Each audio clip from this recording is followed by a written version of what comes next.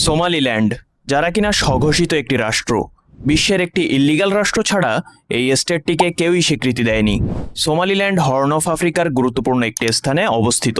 স্বঘোষিত এই দেশটির উত্তর অংশের পুরোটা জুড়ে রয়েছে গালফ অফ এইডেন, উত্তর পশ্চিমে রয়েছে জিবুতি, দক্ষিণ এবং পশ্চিম অংশ জুড়ে রয়েছে ইথিওপিয়া, আর পূর্ব দিকে রয়েছে সোমালিয়া। আজকের ভিডিওতে আমরা আলোচনা করব সোমালিল্যান্ড কিভাবে সোমালিয়া থেকে আলাদা হলো তার বিস্তারিত নিয়ে। 18 মে 1991 সোমালিল্যান্ড সোমালিয়া থেকে নিজেদের স্বাধীনতা ঘোষণা করে। ঘটনার শুরু যদি করতে হয় তাহলে আমাদের ঔপনিবেশিক আমলে ফিরে যেতে হবে। সোমালিয়াতে মূলত দুটি রাষ্ট্রের উপনিবেশ ছিল। উত্তরাংশ, যেটি কিনা বর্তমানে সোমালিল্যান্ড, অতীতে এটি ব্রিটিশ সোমালিল্যান্ড নামে পরিচিত ছিল। অর্থাৎ সোমালিল্যান্ডের কর্তৃত্ব ছিল ব্রিটিশদের হাতে। 1,76,000 বর্গ কিলোমিটারের এই দেশটি ব্রিটিশদের থেকে স্বাধীনতা লাভ করে 1960 সালের 26শে জুন।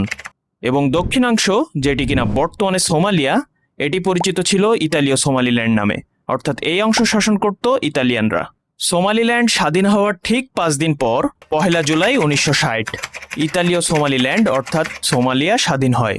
1969 সালে সিয়াদ বারে এক সামরিক অভ্যুত্থানের মাধ্যমে সোমালি প্রজাতন্ত্রের ক্ষমতা দখল করে নেয়। সামরিক শাসক সিয়াদ বারের শাসন আমলে সোমালিল্যান্ডের মানুষের প্রতি অর্থাৎ ইসাক গোত্রের উপর ব্যাপক রাজনৈতিক দমনপীড়ন চালানো হয়। 1981 সালে সোমালি ন্যাশনাল মুভমেন্ট SNM গঠিত হয় এবং সিয়াদ বারের সরকারের বিরুদ্ধে সশস্ত্র সংগ্রাম শুরু হয়। এই দুটি দেশ আলাদা হওয়ার পেছনে আরও একটি কারণ হচ্ছে এই দুটি দেশে থাকা বিভিন্ন গোত্রগুলো।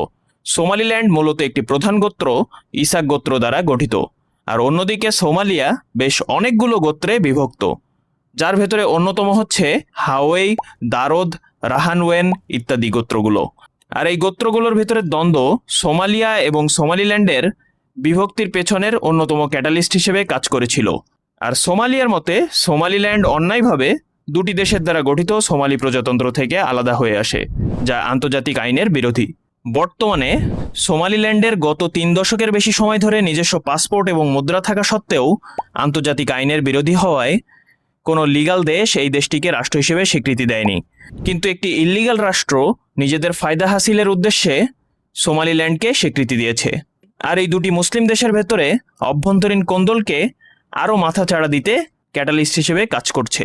তো পরবর্তী ভিডিওতে আমরা আরও বিস্তারিত আলোচনা করব এই সোমালিল্যান্ডকে কোন দেশটি স্বীকৃতি দিয়েছে এবং কেন স্বীকৃতি দিয়েছে, এবং গালফ অফ এইডেনের জিওপলিটিক্স নিয়ে। তো পরবর্তী ভিডিও পেতে আমাদের সাথেই থাকুন। ডিফেন্স ডায়নামিক্স সত্য প্রচারে কুণ্ঠিত বোধ করে না। ভালো থাকুন, সুস্থ থাকুন। আসসালামু আলাইকুম ওয়া রাহমাতুল্লাহি ওয়া বারাকাতুহু।